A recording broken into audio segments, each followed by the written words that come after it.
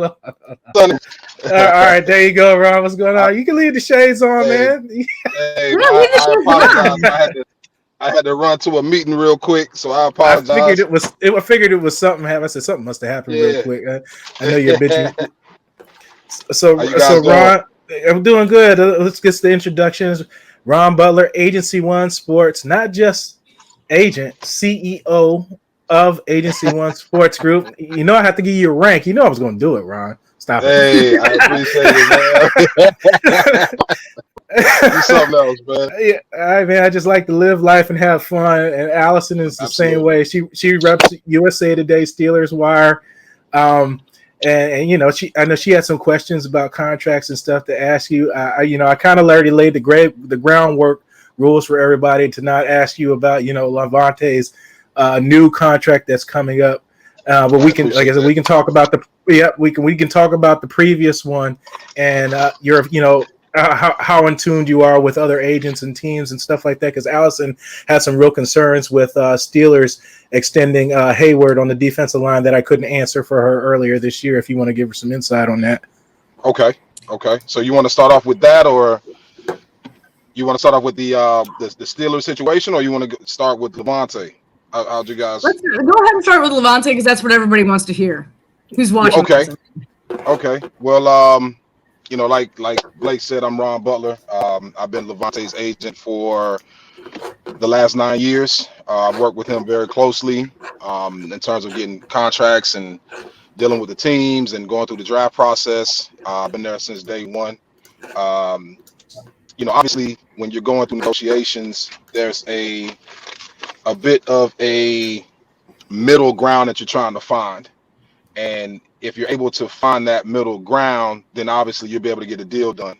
You're going to have, one side that feels like, hey, he should be making X, but then you're going to have my side that feels like he should be making Y. And it's up to me to kind of put the two together to make it work. Working with the Bucks organization over the last 9 years has been nothing but exceptional. Working with guys like Jason and Mike Greenberg, who's a contract guy over there, really good guys.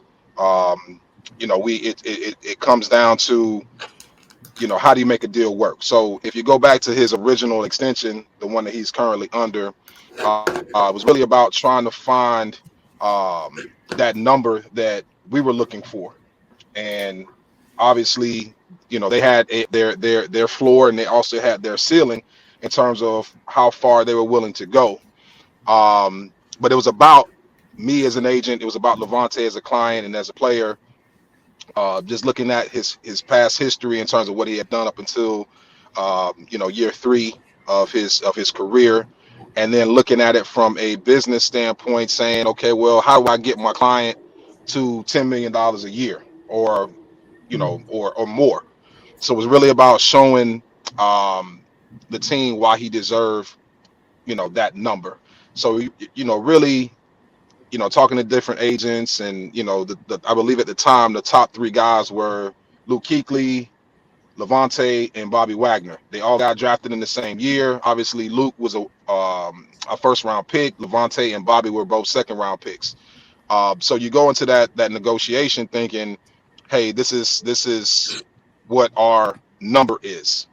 Okay, and then you talk to different agents. Let's just say, for example, I believe David Mulugeta was Bobby's agent at the time. I don't believe he's Bobby's agent on this last deal, but he was his agent at the time. And him and I had some dialogue. We discussed the deal. Figured out how to get those that group of linebackers to north of 10 million. So it wasn't very hard to get a deal done. Obviously, Levante and Bobby and Luke, they all played at a very high level. They just had a little bit more accolades behind their name based on their team success and what they have done, with their time in the league. But, Levante didn't really have a bunch of accolades at the time. He had one All-Pro, he had one Pro Bowl, and that was it leading up to his contract being done. So it was really about trying to convince the team that, hey, he should be paid as a linebacker and not just a 4-3 outside linebacker. He should be paid as a top linebacker in this game. And it was up to my client and myself to, be able to show why he deserved that number and to be in that group of elite linebackers. Absolutely. I don't know if we lost Ron there. Oh, there you go. You still hear us, Ron? Everything good? Can you hear me? Yep, we hear you now. Okay, so I had a call come through. Mm. I apologize. But it was really about showing the guys that hey, he deserved this number as a linebacker, as an elite linebacker in this league. And the deal maybe took about, let's just call it 60 days to get done. But ultimately we all walked away feeling very good about the deal. So that's kind of where that deal ended, and this is kind of where we are now. So not really going to too much into detail because this is Right. still an open negotiation in terms of getting a deal done currently for a new deal. But we're all working closely to try to figure out how we make it work. Obviously, Levante is not 25, he's not 24, he's not 26, he's 30, but I still believe he's in the prime of his career. It's just up to us as agents. It's up to him as a player to also show the team that hey, I got a lot left in the tank, and I'm still in my prime. So Yeah, he's proving it. He's proving his worth right now. I mean, just because age is not always just a number in the NFL, but if you can still play and prove that age is just a number, then yeah, man. I mean, he's doing it. That's for sure. Well, that's one thing about him. He's very soft spoken. He's not a huge rah-rah guy off the field. Obviously, when those lights come on and those chin straps get snapped up and it's time to go, he clicks it to another level. So I enjoy. Not only is he my client, he's like a brother to me, a younger brother, but I love watching him play. I love everything he does for his team. I love what he does for the game. He's not a guy that's a headache to deal with. Mm-hmm. He's the pro of all pros, and I think what he's done in terms of his career is he's proven a lot of people wrong, but he's also a very high character, class thing to a wish for. So love everything about what he does, and it's about showing the team that he deserves to be paid. And I'm sure we'll try to figure out how to get something done here, and we'll go from there.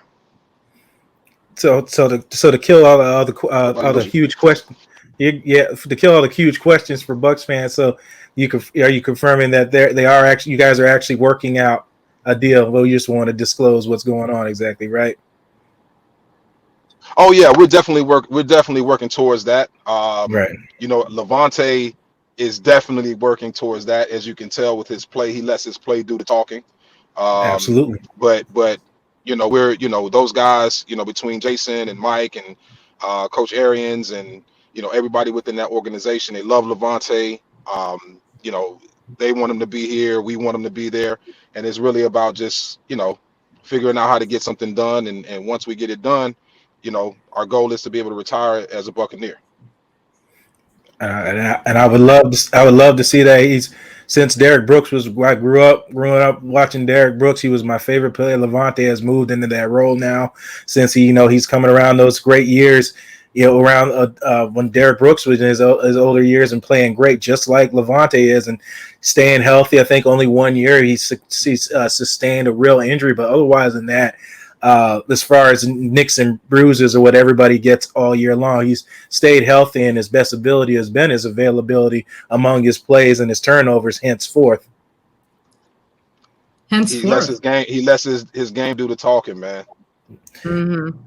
I mean, I agree. It's the turnovers, the sacks. He's proved that he's all around linebacker. And as me and you spoke earlier before, the 4-3 linebacker has kind of been obsolete now with all these. Let me specify 4-3 outside linebacker. Now with this everything is a 3-4-4-3 hybrid. Guys are called edge rushers. The position is totally changed. It's called edge rushers. It's not even called almost outside linebackers, because when you say linebackers, you're like, well, do they cover? Do they rush the passer? Do they do this? Do they do that? I mean, I'm sure he's all going to talks, as you just said before. They all play intangibles, Pro Bowls, All Pros. I mean, I just have a question. Like, what really brought me to you, I knew you would probably have some good insight on this. How important is it? How important is it to you to not leave your agent in a vulnerable position, like what happened to Dak Prescott, not accepting the big deal out of Dallas, and then hence he did get the $30 million deal, but in the end he lost the war. You got the injury, a broken ankle, I believe it was, got dislocated out of there, and now he's in a vulnerable position because now, in my opinion, and you might have something you put in more. He's in a place to lose more money now. He has to prove again that he can play and stay healthy. Like, how important is that for you to not leave your clients in that position? Well, I think it's a couple different things, and I can't speak on the decision that his agent advised him not to take a deal or to take a deal or not take a deal. Mm-hmm. So I can't really speak on why he did what he did. Now, if I put myself in his shoes, I think it would probably be more about you know do you want to be the highest paid at the position? Because I think that's kind of what that deal came down to. Mahomes is going to be Mahomes. He's going to get top dollar. Who's number two? Who's number three? I think all of those things come into play when you're getting a quarterback deal done, especially for younger quarterbacks. Okay. Now, Dak had, before the injury, Dak was playing at a very high level in terms of, yards per game. Didn't have a whole lot of victories, but I think, he was on to something. But at the same time, anytime a deal doesn't get done, you're leaving a guy in a vulnerable position. I think that when he obviously he's playing under the franchise tag, so he's still making $31 million this year. Correct.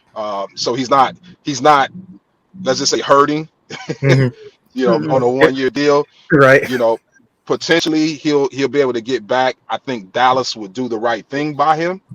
But who knows? I mean, in that scenario, that situation, you got Andy Dalton behind you. He comes back, he wins a bunch of games. Does that cause some type of situation where now the Cowboys organization are looking at it saying, hey, Dalton won a bunch of games, and it's cheaper, and it's cheaper. Okay, so do you go that route? Do you go that route? And as an agent, it's almost like we kind of have to have a crystal ball. We have to kind of see things before they actually happen. So between a deal getting done or not getting done, you fast forward to the next 6 to 12 months and you look at it and say, okay, what potentially can happen here? Okay. And then based on that, okay, what leverage do I have to actually be able to get something done? So all of those things come into play as an agent. It's like you have to be able to you got to be able to see the future almost. Okay. Like, let's just say, for example, with an older player getting a contract done where he's still playing at a high level, but you also know that the team may come back and say, well, guys, he is 31 or he is 32. Cam Hayward. Still playing at a high level, but we want to reward him, or we don't. We want to reward him, but we want to reward him at our number, what we're comfortable with. So just like your host said, it's really about how a team feels about a player. If a player like a Cam Hayward, gets what he gets at 31, 32 years old, I think it's a couple of things that go into that. Did the team want to take care of him? Okay. Did they want him to be a Steeler for life? All of those things come into play. I mean, he's making, if I'm not mistaken, I think it's like 16.2 average per year at his position at 31, 32 years old. I mean, that's to me, that's just from the Steelers standpoint, that's them doing the right thing by a guy that they feel like is their guy. Okay. And regardless whether he's 25, whether he's 26, whether he's 32, we're going to take care of our guy. We're going to reward our guy. And I believe that if Dallas, this goes back to the Dallas question, if Dallas looks at Dak, he's coming off of an injury. It's not a career-ending type injury, but you have to look at it and say, hey, do we want to do the right thing by our guy, the guy that we drafted, the guy that we were willing to pay before this injury? You got to kind of look at those things and say, from an organization, are we going to do the right thing? Or are we going to do the cheaper thing? You know who you sound like, Ron? You sound exactly like Stephen A. Smith. I don't know if you saw that clip. I swear the whole time you were talking, I'm like, is that Stephen A? I swear he said that. And he said that, I'm not going to get into details of why he brought this up, but I'm just going to touch into it a little bit. He said the same exact thing, verbatim what you said. He said this wasn't an issue if this was Tony Romo. He said Dak Prescott put up a lot more numbers than Tony Romo, won a playoff game before Tony Romo's time, and you rewarded Tony Romo with 8-8 seasons on 3 consecutive seasons with $100 million contract, and you didn't hesitate to pull a trigger on that. So will you do the right thing or won't you? To Dak Prescott, I said you sounded just like him just then. I'm just giving you my opinion verbatim, but I just look at it and I say, this guy has he's won some games. He's put up some numbers. He was a guy that you drafted. And at the end of the day, man, if you're taking care of business, whether it's playing quarterback or playing wide receiver or you're a field goal kicker, if you're taking care of business and your team is, you're a centerpiece of that team, then my team, you got to take care of them. Take care of them. It's the right thing to do.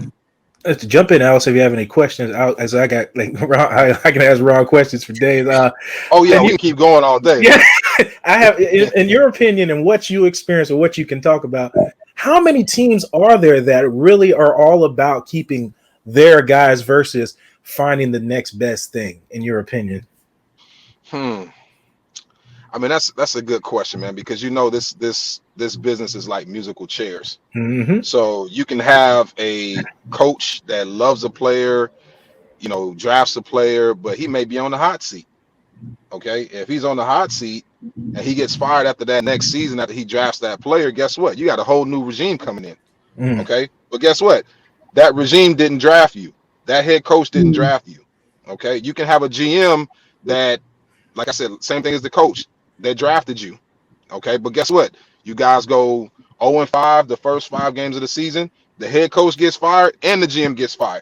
So guess what? Now you're in a situation where ownership has to step in when they go through and they look at their rosters and this, that, and the other, and they got to make a decision. Hey, we didn't, I didn't draft this guy. I wasn't here for that. But what I'm coming in to do, he may or may not be a guy that fits with the direction that we're going in. So I think it's really based on every organization's view. It also is based on coaches and GMs coming in and coming out. But I think the guys, like, let's just say hypothetically in Tampa, they've known to kind of want to take care of their guys. They drafted their guys. I know Jason's been there a few years now. He's always kind of taking care of his guy, unless he feels like, hey, an executive decision is in order, so we need to sit down around the round table, and if this guy doesn't make sense for us long term, then we'll move on from him. But for the most part, I look at the history of, let's just say, a Tampa Bay organization. They pretty much always taking care of their guys. The New Orleans Saints, they taking care of their guys. And then you have some other organizations that I don't want to name that I've done some business with, that they may want to take care of their guys, but they may want to do it for cheap. Okay, and then my guy can go out on the market and make a boatload of money. Let's just say we can probably get 10 over here with my team that I'm currently on. We could probably get 18 over here if we go into free agency. I'll say the name this for team you. over here is not willing to pay. We're not willing to pay you north of 10. But if you want to go over there, you can go make 18 over there. It's cool. I'll say the name for you, Ron. Miami. Ron didn't say it. Honestly, I wasn't thinking. Wait. I wasn't thinking Miami, but I'm not going to say who I was thinking. But it wasn't Miami. But it's only because I've had dealings with the organization in the past, but I know how they work. I do have a couple questions. I know that all players are different, so there's no one blanket statement, but is there a correlation between players? We've seen situations where players get paid and immediately their production drops off. Not saying that they don't produce at all, but they're not as good as they were when they got paid. Can you kind of talk about it from your perspective, what that's like?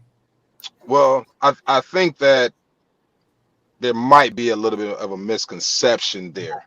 I don't think Mm-hmm. guys say, "Hey, you know what? I got my money, so now I don't have to give 100% effort, or I'm True. not going Mm-hmm. to play as hard as I used to play before I actually got paid." I think that there are different levels. You may have some guys that think that way. You know, I've already got the bag. I got the bag, so I'm going to Mhm. make sure I'm not going to run as hard. Or I'm not going to, Mm-hmm. before I wouldn't go out of bounds, but now I'm going out of bounds. A lot of times you have guys, especially at, let's just say, the running back position. The running back position is almost, uh, unless you're a elite back, everybody else is kind of like plug and play. You Mhm. can go find a guy off Mm-hmm. the street, a guy that's playing in, no disrespect, a guy that's playing in the CFL or the guy that's playing in the XFL, and he can come in and he can be a plug and play guy.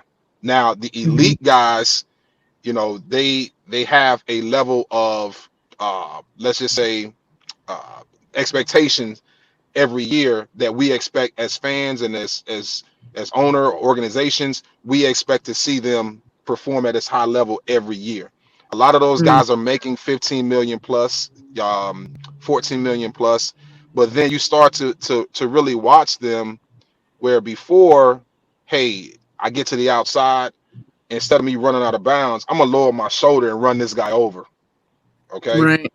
But you start to notice that, hey, he's not doing that anymore. And why is he not doing that? Because now you're trying to preserve your body. Mm. Now you're trying to make sure you get through the season. You see, hey, injuries are happening left and right, especially in Yep. the league right now. Yep. You have to be mindful of, you know, those small things that could turn into potential big things, like the injuries. So I have seen some guys kind of, play hard, but hey, I'm gonna go out of bounds this time. I got my money already, so I want to make sure that I can, you know, preserve myself going forward. Right. But you will, like you said, you will have some guys that, you know, they may want to slow down after they get their money, because they got their money already. They got their guaranteed money. If that answers Right. your question. Yep. Yeah, Yeah. oh, it totally does. Yeah, I think a lot of people, like you said, it's a misconception, and it does depend on, what phase of their career they're in right now, and whether they want to just keep balling out or if they want to protect their bodies. And you make really really valid points that I hadn't thought about, that it's not about the money necessarily as it is about saving yourself for when you retire so you can still walk. And play Correct. with your kids, like Yeah, man, Correct. because these guys are young when they Andrew retire. Luck. I damn near was in tears listening to his retirement speech because I Mhm. did not understand the level of pain he was going through, internal Listen, bleeding and all this type of stuff, and that you had no idea what was going on. And then I had to think like what Ron said. I got to start thinking. I got a family. I got kids. I'm only 30 years old. I got a whole life to raise these kids. I want to be able to walk. want to Mhm. be able to walk. You got to think, when most of these guys retire, they're all beat up. Okay, they're beat up. They're going into another chapter of their life. Think about it. 30 years old. 30 years old, you just figured everything. You're starting to still figure everything out. It's kind of like, hey, I'm navigating here, but as a and I'm just talking about as a regular civilian, not as an athlete, but I'm Mm, just talking about as a regular civilian who has a regular 9 to 5 job.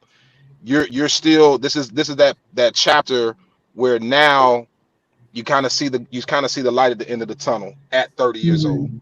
Okay, Mhm. think about it as a football player, Mm. where all you've done is work out, prepare for the season. mhm. You're not thinking about that chapter at 30. And that's why it's important, especially for guys like myself. You start having that dialogue early on, so when it's time to transition from the pros to a real, well, to regular, you know I guess you can say, working situations or whatever, to be able to help and guide that person at an early age, so when they get to that chapter, they kind of know what to walk into. They kind of know how to handle things, because all they've been doing is football. Mhm. So that's why you kind of coach them up. You talk about going into, different arenas, ownership, entrepreneurship, different things. helping out in the community, developing relationships while you're hot in the league. So once you're transition out, you have something to kind of fall back on. And at the same time, you're looking at it from an injury standpoint. I want to be able to walk again. I want to make sure I'm able to walk. I want to make sure I'm able to make great decisions and my head's not messed up from a bunch of concussions that I had. You know, like let's look at Luke. Look at Luke Kuechly. I mean, did we see that coming? I kind of did, because he went out a couple years with concussions, and I believe I said to my cousin, I said I think he's going to hang it up here sometime soon, because it's back-to-back seasons out for multiple weeks. That was the part that raised the alarm to me. He was out multiple weeks with concussion. I said there's more going on than what I know about, and I said he's going to start thinking about it. He got the bag already, plus his and the big bag is your endorsements, which we didn't really talk about either. We just talked about contracts, but that's a whole nother conversation. As far as endorsements, they get a lot of money from that as well, just for wearing a sneaker or wearing clothing and stuff like that. But he's got his money, and he made a life decision, as you said, Ron. You can see that light. I want to be. I don't want to be like these guys that shooting themselves in the head because they're having thoughts, somebody's talking to them in their head, and all these crazy things that are going on. You're absolutely right, and it's real. Let me tell you something. CTE is real, people. It is real. I've seen guys that 1 minute everything is fine, the next minute they're in tears. 1 minute they're fine, the next minute they're off the wall. CTE is real. I've dealt with clients where I had to tell them, like, hey, listen, you can go back and make $2 million or $3 million guaranteed. But at the same time, if you get another concussion, think about the risk that you're putting yourself in at 30 years old, 31 years old, 40, 50. Just think about those things. And you got to make a real life decision, based on just your history of dealing with injuries or concussions or whatever the case may be. So, like, playing that role in terms of an agent is not just to get contracts done. It's to be able to jump on the table with your client and say, hey, listen, it's time to hang it up. It's time to hang it up. We don't like I can make money off of you and this, that, and the other, but I would rather be able to see you, live at live, be at your daughter's graduation, walk your daughter down the aisle, not mess up your family, and some guys will listen. So far. Correct. So I think that movie about with Will Smith. Oh yeah. Ironically, it all started mostly in Pittsburgh. Allison, I don't know if you froze there, if you still hear us, but yeah, a lot of that started out in Pittsburgh, where all that, where that story started from, which I didn't expect. Opened my eyes a little bit. Yeah, it took a lot. It took too many years for there to be awareness, about CTE, and still, I think the NFL can do more than what they're doing, but it's it's a scary thing. I mean, obviously, it hasn't been proven, but I think a lot of people think that, that's Antonio Brown's deal right now, because when he first came into Pittsburgh, I mean, obviously you're a little bit different, you know what I mean? When you first come into the league, money changes you. You're a veteran, you know what I mean? Money changes you, and money has changed Antonio Brown, but he's also had a lot of concussions. So he's had some hits. Yeah, he's taking some hits. I believe it was that perfect hit is when it all started. That playoff. I agree. It really did. I think that was the moment when he really got a brain injury, and it was a nasty hit that he sustained. His body went limp, and he just dropped straight to the ground. Literally, your brain just jiggled in juice. It's like Jello. The human brain's not meant for that to rattle like that. No, we're not like a woodpecker. That has a fail-safe for that thing like that. Right. Now, Allison, you said you had another question for Ron? Yeah. I mean, how much, well, you know what, I'm just going to I was going to ask you about accolades and stats and how much easier it makes it to, not that negotiating a contract is easy, but, how does it change your approach to contract negotiations? I mean, it definitely helps. Number one, I think it helps because when you're looking at the elite players in this league, I believe you have different scales. I think you have elite, and then you have tier one. So elite is above tier one. Then Tier you have one. your tier 1A and B. Then you have tier two tier A and B, tier three, and so forth. Mhm. So when you're an elite player who has Pro Bowls, who has All Pro every year consistently, even if you don't perform at a high level that year, and you're still getting All Pro and Pro Bowl accolades, it's because of your name and what you've done during that time to be able to get that recognition.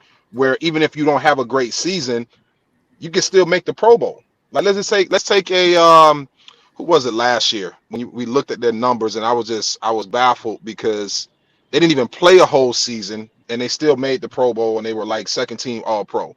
I forgot what player it was, but it helps in terms of negotiating. It gives you a little bit more power because you know you're dealing with a top tier talent. I He can can name one, Ron. ultimately be a game changer. You can name one. Yep, it's Clay Matthews. He missed the entire season, made Pro Bowl, All Pro, Mhm. and it scratched my head. I tried to figure it out. I just tried to figure it out.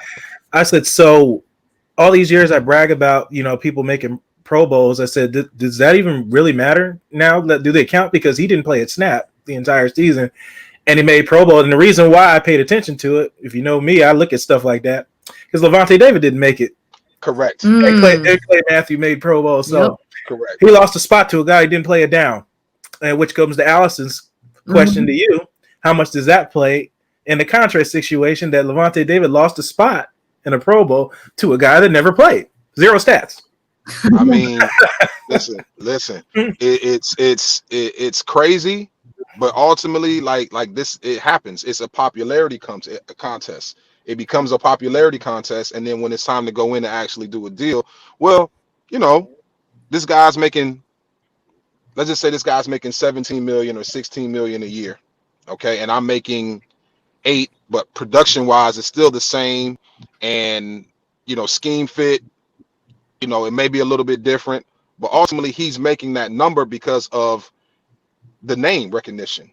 Okay, the accolades. If you have 5 or 6 Pro Bowls, you're considered an elite player in this league. You know what I mean? So when you go back and you start dealing with the teams, and you can't necessarily bring that up. Like, it's not one of those, well, My last name's Matthews. My guy is, statistically, you look at X, Y, and Z, and then this guy over here, yeah, he didn't really do anything last year, but he made the Pro Bowl. So how do we get a deal done? But I think it that comes into play. Also, cap wise, those things come into play. How much money a team has to spend. Ultimately this year, I'm going to be honest with you guys. With the whole COVID situation and no fans, and limited number of fans. Some teams don't have any fans. It plays a role in terms of negotiating for this year, because ultimately the league lost a bunch of money.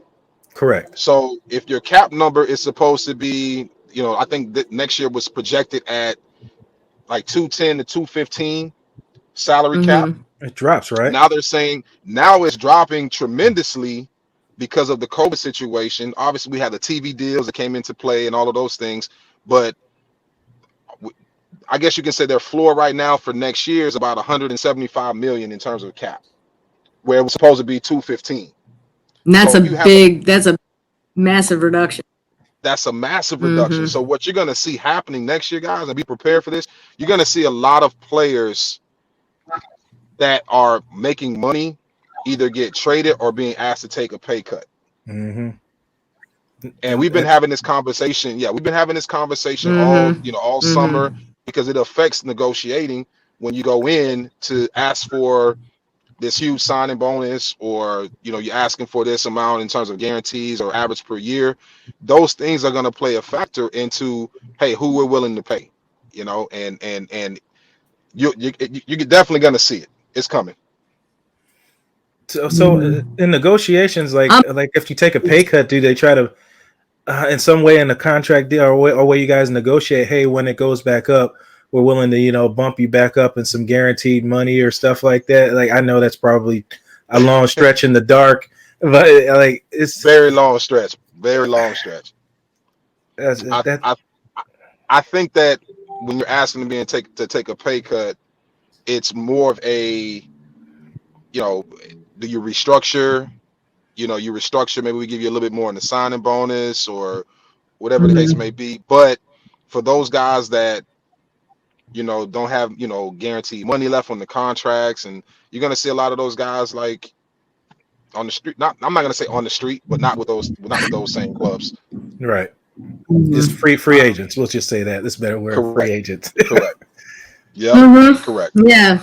Pittsburgh has like 18 of them, and there's probably 8 high priority free agents that they're going to have. So it's not good, and their cap space already, because as Blake and I talk about, if you don't have a lot of cap space, it usually means that you're a good team, because you're paying your players for their production.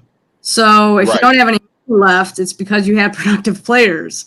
So the teams that have money left, like Cleveland, you know what I mean? They're Cleveland. Obviously, they have some great players, but there's a reason why they have so much. Teams like the Browns have so much cap space left. Right. I mean, you'll even see teams like the Browns. You'll see teams like I'm looking at the Falcons. Somebody that's in the conference. There's going to be a lot of movement. And you guys represent somebody there as well, right? Correct. Who's actually, he just got hurt, 2 weeks ago. He's on he's actually going to be a free agent this year, unless the team comes back and say, hey, we want to do X, Y, and Z. But you're going to see a lot of movement there. They don't have a lot of cap space, if any. And that's a problem as a free agent when you're looking at that, and the team has to make a decision about some of those big contracts having to be moved, but now you're asking for top dollar. So you have to get creative, and I'm one of those guys. I jump on the table in terms of contracts for my guys. Like, if the number's not right, we're not getting the deal done. Yeah. Like Pittsburgh's in a sticky situation right now because, they have Bud Dupree playing on the tag, and he's balling. And they have TJ Watt. Balling. Yeah. And they have TJ Watt that they have to pay. I mean, he's their option. Yeah, right. 5th-year option. So technically, he's okay until 2022. But is he gonna want to be okay until 2022? I mean, he's gonna want to get paid. Well, here's the thing about that. They're in a tough situation. Right. I'm sorry, not to cut you off, but they're gonna have a decision to make. Okay. Bud's balling. Right. Watt's been balling the last couple of years. He's on the 5th-year option. Do we play him on this 5th-year option and not pay him and go ahead and take care of Bud? That's probably what they're going to have to do. Right. You got to remember, in the new CBA, the players can't hold out.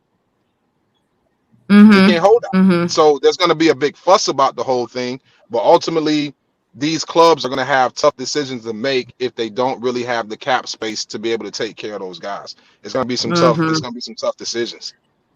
Yeah. Especially with the edge rushing position, that's a spot you don't want to lose next to quarterback. In my opinion, those are 2 spots you don't want to lose. If you don't have a quarterback, you need somebody to get to the quarterback. And speaking of importance, let's talk about Agency One Sports Group a little bit. You talked about, I want to toot your horn a little bit here when your agency. You didn't really say it, but I'm gonna do it for you.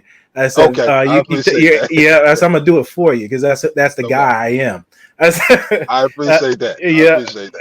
Because you talked about preparing guys. And you said you guys aren't about money to make money off of you. So you're basically saying you guys are really into your clients and how they are. Their health of life, whether they're on the field and going off the field, leaving your agency. And from what I understand that you didn't go into, like I said, I'm going to, is that you guys offer transition, trying to help players move on from having outlets, like if you want to go into broadcasting, and you guys do all that there at Agency One Sports Group, correct? Correct.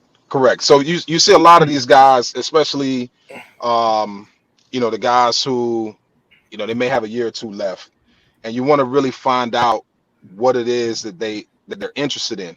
But you don't wait until 1 or 2 years before it's time to hang it up.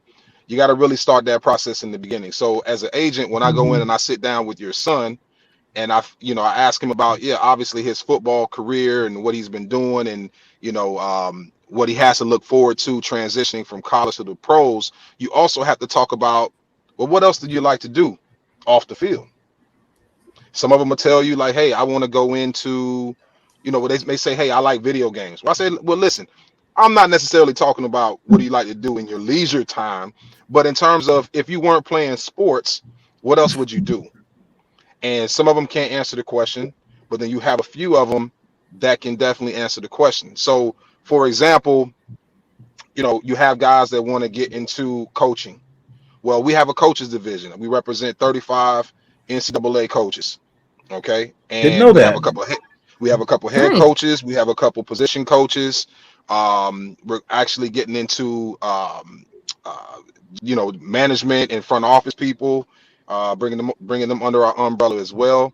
So you have that piece where if a guy says, hey, well, I want to get into coaches, well, as a matter of fact, we represent these coaches, and this is how we go about getting them positions on their staffs, whether you come in as a GA, as a grad assistant, or you come in as a quality control or position coach, an assistant, and you kind of start there. So we use those relationships that we have, right, to get the foot in the door for those guys. Now, from a broadcasting standpoint, you have guys that are made for TV, that are made for radio. You have some guys that, intellectually they can have the types of conversations that you need to have in order to be in that role.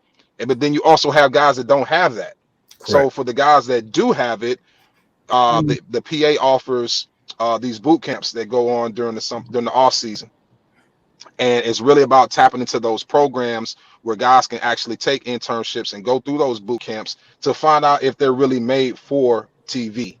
So we also push that as well. We have a great relationships with the Players Association. They assist us in terms of whether it's marketing situations, whether it's job placement, internships. That's a very good avenue to have that piece. But also, what I like to kind of press on, especially with guys that are coming into the league that play at a high level, or even if they don't play at a high level, they're consistently on the 53-man roster. People love to be around those guys. Okay. And while people are around those guys, we encourage the players to develop relationships. You're going to these different cities and states. You go in there, you sit down, and you set up meetings with business people, whether it's tech, whether it's banking, whether it's, hey, you're an entrepreneur and you own 20 or 30 Smoothie Kings. Tell us how you did those things. And now what you're doing is you're feeding your mind. You're feeding your mind. You're saying, hey, there's more to playing football than just playing football. I have a platform.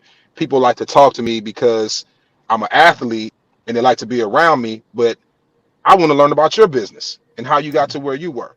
That's where we come in, and we have those meetings get set up. We have that dialogue. We have those Zoom calls. We have those conference calls. And once you're able to do those things, you're helping guys transition without even realizing we're already starting that process. So that's what great, my team man, is all that's about. Probably, yeah, that's got to be one of the most important things that you can do for your client, because football doesn't last forever, and a lot of them don't even know life outside of football. They don't even know. I bet you there's a lot of clients that you have that when you ask them what their interest is outside of football, they don't know. And scratching the head. What's that? No, he's just scratching head. Me said the same thing at the same time. Right. Yeah. Or they look at you with the deer in the headlights, like look. Right. And everything you said, like I just want to make sure people heard that from you and what your agency represents, and that's intricate. That people know that this stuff goes on from certain agencies, that all agents aren't just sharks out here just to steal your money from you and drain you dry like a racehorse, and then just kick you to the curb when you don't win races anymore. That type of thing. That you care about your prolonged life after it. So that's the kind of thing that Agency One Sports Group represent at agency1sports.com. And this is the CEO, Ron Butler, right here. If you guys don't know who it is, the man, not no myth, but he is a legend on and off the field. That's awesome. Allison says it all the time. I should be like one of those spokesperson talking. Hey, listen. If I ever get into entertainment where I'm performing, I got to go do a show or something. You definitely bringing me out. You are that guy. You are definitely bringing me out. So we just love to have fun here, Ron. And I'm glad to have you on here and give your perspective and educate us here. There's a lot of stuff I had no idea that you guys, especially the college stuff, that's just cool. You got any local? Of course, I didn't grow up in Florida, but do you have any coaches in the Gators or Florida State connections anywhere out there? We have a couple of guys in Miami. At University of Miami, we have a couple. We actually have one at Florida State. We have a few up at Appalachian State. Okay. My buddy's a former teammate of mine's Hall of Fame there. His name's slipping my mind. Marcus Morrell. Brother used to play. Okay. Adrian Morrell used to play for the Cardinals. Marcus in the Appalachian Hall of Fame now. That's big. Big. But no, we have guys all around the country. We even have a head coach that's actually up in Canada, who was a buddy of mine. Coming up, he was actually a mentor for me. He's now a head coach up in Canada, who's coming back to the States. And he was a Florida State alumni. He was. Say it again. I said Mark Trustman. I was making it. No, it wasn't Mark. Yeah. It's not Mark. It's not Mark. It's not Mark. But no, I know Mark. I know Mark pretty well. He's a good guy also. But yeah, man, we definitely pride ourselves, man, and just not just overselling in terms of what we can do. Obviously, we're not a huge agency. We're not your powerhouse agency, but what we provide is more of a boutique type situation with big company access. And we're able to do, if we say, hey, we're going to deliver on X, Y, and Z, then we're going to deliver on those things. And but we definitely don't overpromise and underdeliver. So that's really what it's about. And it's also about having the right people around you, the right people that all have the same common goal, and the right people that want to make sure from a client standpoint that obviously the clients hire us to take care of their business. They don't work for us, we work for them. And we let them know that, coming out of the gate, we feel honored to be able to represent guys in this league. And we've been doing it for a number of years now, and look forward to continue to be able to do it. Finding the right guys, signing the right guys, and getting guys paid and helping them transition out. That's what it's all about. No, definitely. If I know anybody's looking for agents, I'm definitely sending them to you guys. Now, these young guys coming up, undrafted or going to the draft, I'm definitely going to point them in your direction and give them your contact number that you gave to me, and have them reach out to you, because I think that's something special that you guys are doing here, and you're definitely working in the right direction, in my opinion, both professional and off the field as well. I appreciate that. Definitely, man. Definitely. So I do have one last question I do want to ask. Okay. So to clear the record for a lot of Buck fan, and I know Nick Citro, if you're watching this, because I know you love this guy. I know, and don't be biased, Ron. Are you gonna is Levante David in those categories with all the other great linebackers, of Luke Kuechly, Bobby Wagner, those guys in the same draft class that Levante David has been undershadowed by for quite a long time? Is that a question? Is that a question? Is that a question, or are you? That's a question. Is he the real deal? Let me tell you something, man. Let me tell you something, man. What this guy can do, week in, week out, play at a very high level, week in and week out for the last 9 seasons. Never complains, comes to work, people respect him. His city, his community respects him for what he does on the field, but also what he does off the field for, countless, individuals. No, Ron, don't go out now. Not on Levante. So huh? Can you guys still hear me? He probably has we hear you now. Yep. Can you hear me? Yeah, I hear you. Okay, yeah, somebody called in. But listen, Levante David is that player that you pop in his tape, okay, and it's a teaching tape. Pop in his tape, it's a teaching tape in terms of what he does on the field. So in terms of the greats, oh, I mean, I put him right up there in the top three.